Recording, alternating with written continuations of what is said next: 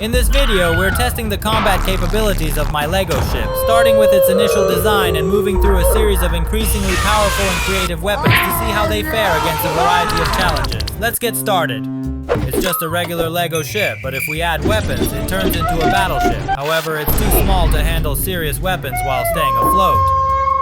So, let's upgrade to a bigger ship. Using LEGO Technic parts and a propeller like this, I built a motor for the ship to control its movement on the water. It will be perfect for building various structures on it, giving us more space to add powerful weapons and mechanisms. Let's get the groundwork done. I'll start by pouring sand into the aquarium to form the land. Then I'll fill it with water. The first weapon was a simple design, a ship equipped with a motorized LEGO engine. It could charge forward, using its speed to knock over any minifigure standing on the shore.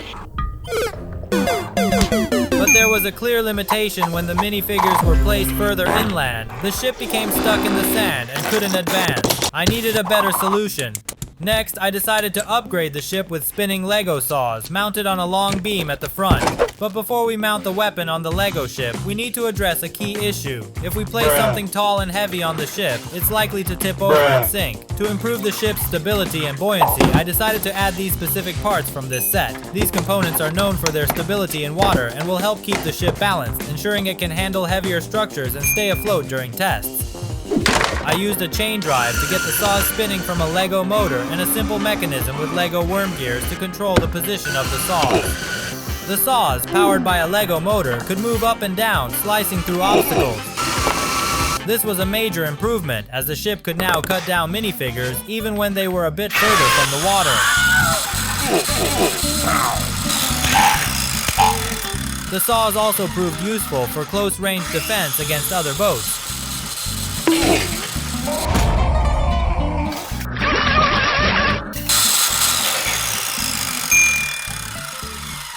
But again, the limitation appeared when the minifigures were placed even further from the shore. This weapon couldn't reach them. I tried a new approach, using water as a weapon. Building a water blaster using LEGO parts is definitely a challenging task, but I gave it my best shot. For pumping and pressurizing water, I'm using a regular medical syringe. The first step was assembling an actuator that squeezes and releases the syringe. Once the syringe was integrated into the mechanism, I tested it and it worked perfectly. Next, I needed to construct a system to direct the water. For that, I used a servo motor and a LEGO pneumatic switch. The servo allows me to electronically control the switch. For aiming, I built a rotating platform that ensures precise targeting. Once all the parts were connected with tubing, the system was complete and ready to be mounted on the ship. To test the water blaster, I placed the free end of the tube in water and activated the power as applied. The actuator opens the syringe, drawing water in. The switch is set so that water is pulled from the reservoir into mechanism. Once the syringe is full, the actuator compresses it, and the switch redirects the water toward the nozzle of the blaster, firing a stream of water. This cycle can be repeated continuously until the target is successfully hit. Now it's ready for the ship and battle testing.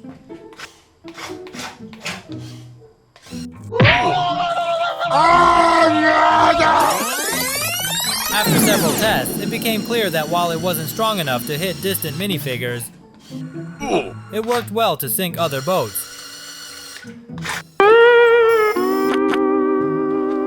However, I needed a stronger long-range weapon for the minifigures. The core of the new mechanism is built around spring-loaded LEGO shooters.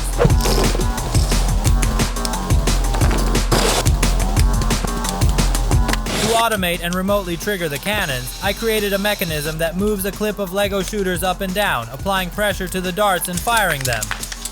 For aiming, I constructed a 2-axis platform, allowing precise control over the weapon's direction. Once the mechanism was ready, I mounted it on the ship for testing. During the initial test, the minifigures were successfully hit, proving the system works. Now it's time to see how it performs in real conditions.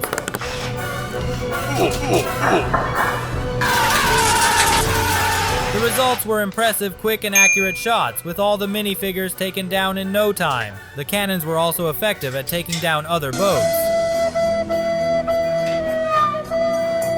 But they struggled when facing solid walls. The blast barely scratched the surface of the obstacles. It was time to think bigger. Let's build an automatic catapult out of LEGO.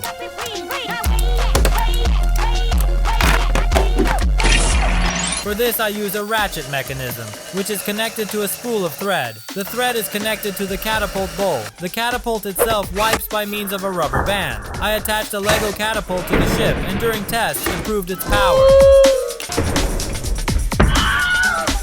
A catapult is a great way to destroy a wall.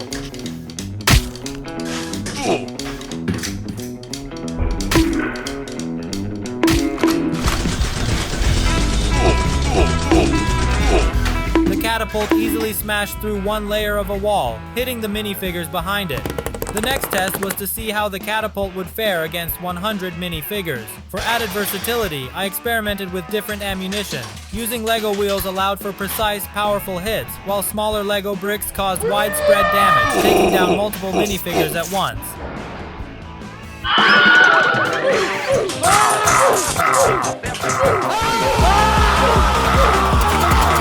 Minifigures were completely at a disadvantage.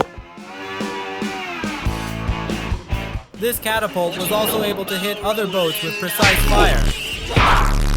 The catapult was effective, but I wanted more. So I built a massive motorized Lego hammer, designed to smash fortifications and minifigures alike.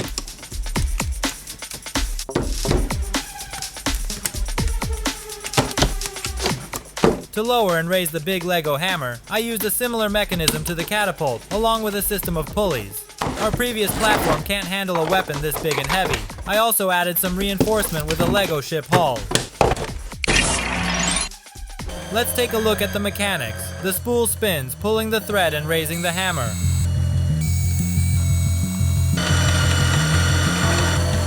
Once the spool is released, the hammer is no longer fixed by the ratchet and starts to fall, hitting everything underneath it. In the first test, let's see how this weapon handles a city on the beach.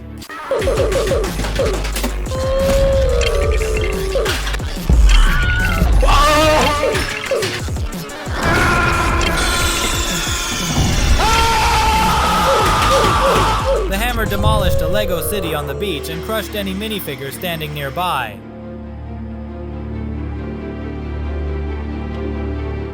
Of course, striking another ship would be no problem for such a giant. What about a fortified wall with a bunch of figures behind it? Let's see how it handles that.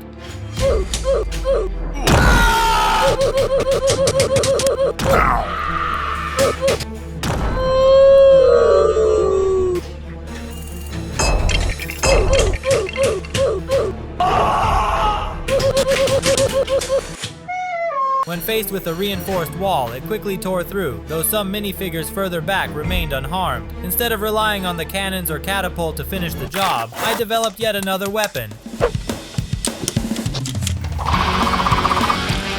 A giant rotating Lego shovel. I used the same base as the hammer but swapped the head. The rotating shovel looked imposing and lived up to expectations.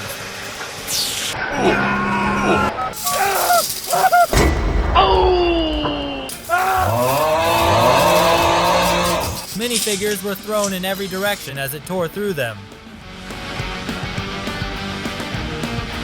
For its final test, the shovel was tasked with breaking through a reinforced sand dam.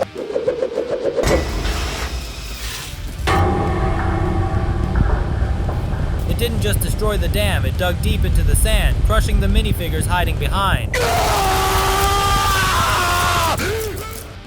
With each upgrade, my Lego ship became a more formidable opponent, capable of handling a wide range of obstacles. But who knows what's next? There's always room for new ideas and even bigger weapons. So there you have it, the Lego ship loaded with custom-built weapons is a force to be reckoned with. Which weapon was your favorite? Let me know in the comments, and if you've got ideas for more crazy Lego experiments, be sure to subscribe for more awesome videos. Thanks for watching, and until next time,